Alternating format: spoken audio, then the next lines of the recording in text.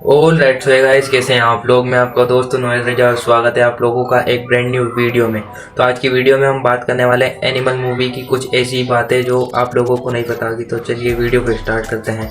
तो दोस्तों, animal movie के एंड में जो हमें फाइट दिखाई जाती है ना रणविजय और अबरार की, उसमें जो बॉबी देओल होता है वो एक्चुअल में असली अबरार नहीं होता है। ये बातें मैं हवा में नहीं बोल रहा, इसके पीछे 3 थ्योरी है जो आप लोगों को जाननी चाहिए। थ्योरी है ना, वो बहुत ही ट्रेंडिंग में है। ये मेरा मानना नहीं है, पूरे भारत का यही मानना है। हीरो से लेकर विलन तक, कास्टिंग से लेकर डायरेक्टर तक सभी का यही मानना है। तो सब यही चाहते हैं कि ऐसा ही हो। और तुम्हें पता है बॉबी देओल का जो लास्ट सीन था, जो मूवी में बॉबी देओल सिर्फ एंडिंग में ही, मूवी में हमें पूरी मूवी में एंडिंग में ही दिखाई दिए हैं। तो उनका जो कमबैक था ना, वो बहुत ही धमाकेदार था। और बॉबी देओल को इस एनिमल मूवी में बहुत ही कम दिखाया गया। तो सारी ऑडियंस चिल्ला चिल्ला के बोल रही थी कि हम बॉबी देओल का इसमें रोल ज्यादा हो, इनकी टाइमिंग ज्यादा हो। एक्चुअली ये मूवी ऑलरेडी 3.5 घंटे की हो चुकी थी और जो बॉबी देओल का इसमें सीन कम दिखाया वो तो, जैसा तुम लोगों को पता है, मैंने अभी बताया कि इसमें बॉबी देओल का सीन बहुत ही कम था। और जो हमारे डायरेक्टर थे जो संदीप रेड्डी, वो खुद यही चाहते थे कि इसमें बॉबी देओल का टाइम ज्यादा हो अबरार का।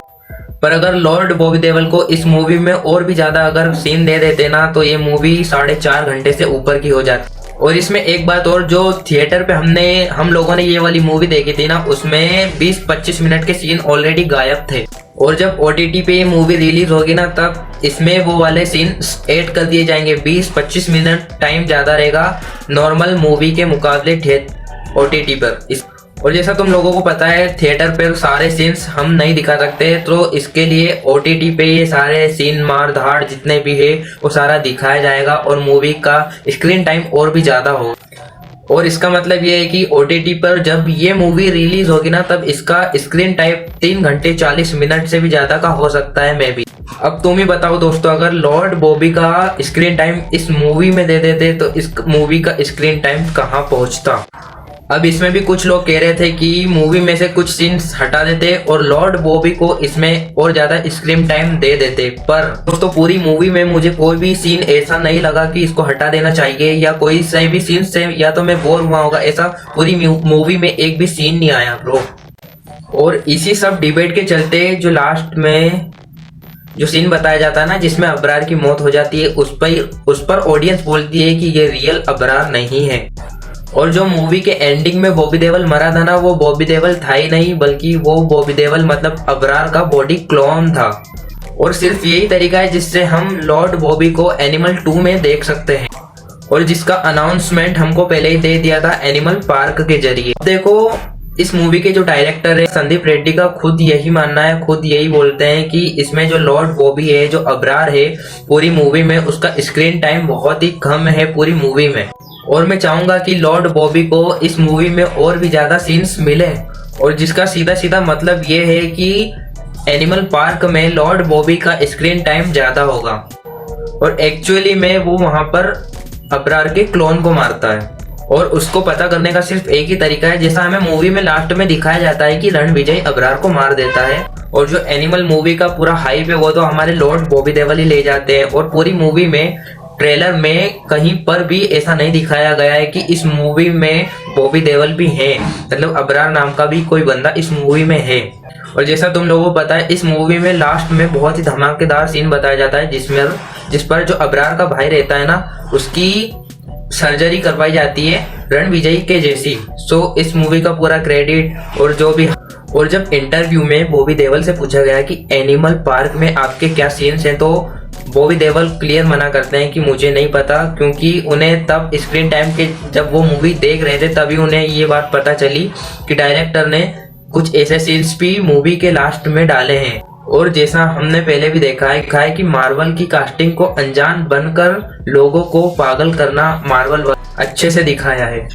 और एक तो ये वाली थ्योरी हो गई जिसमें हम थोड़ा सा ऐसा महसूस कर सकते हैं, पता लगा सकते हैं कि बॉबी देओल को एनिमल पार्क के अंदर अबरार को दिखाया जा सकता है। और जिसकी सेकेंड थ्योरी पर हम बात करते हैं, तो उसमें बताया जाता है कि मूवी के अंदर जब अनिल कपूर पर हमला होता है, तो उसमें रणविजय को ये नहीं पता होता है कि हमला किसने किया। और हमला हो जाने के बाद जो रणविजय रहता है ना, वो अनिल कपूर के बॉडी क्लोन को लाता है और उसको इतना ट्रेन कर देता है कि पता लगाना मुश्किल होता है कि रियल अनिल कपूर कौन है और डुप्लीकेट अनिल कपूर कौन है, जिससे ये पता चल जाता है कि अनिल कपूर पर हमला किसने करवाया है।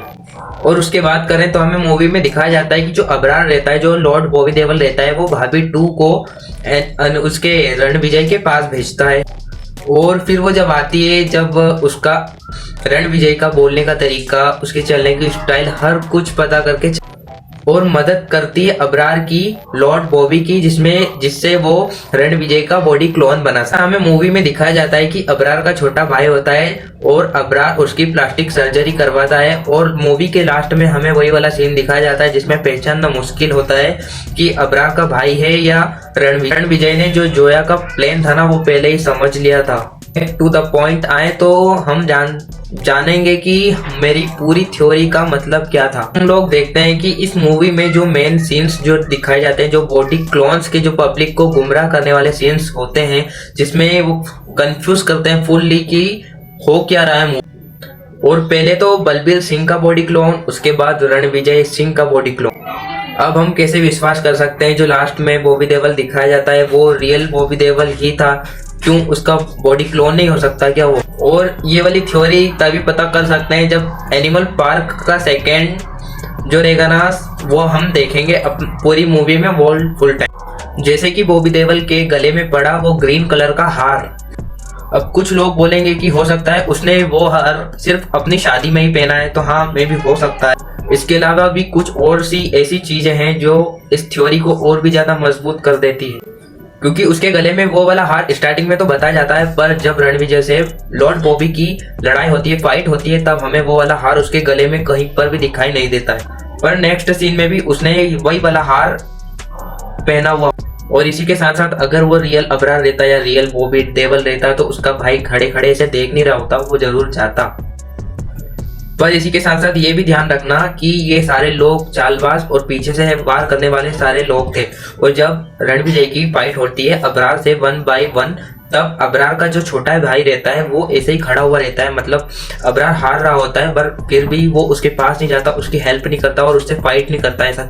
और जब हमें दिखाया जाता है कि पूरी मूवी में इनका नेचर गद्दारी वाला रहता है, पीछे से वार करने वाला रहता है, तब फाइटिंग के टाइम पर वो ऐसा नहीं कर सकते थे क्या?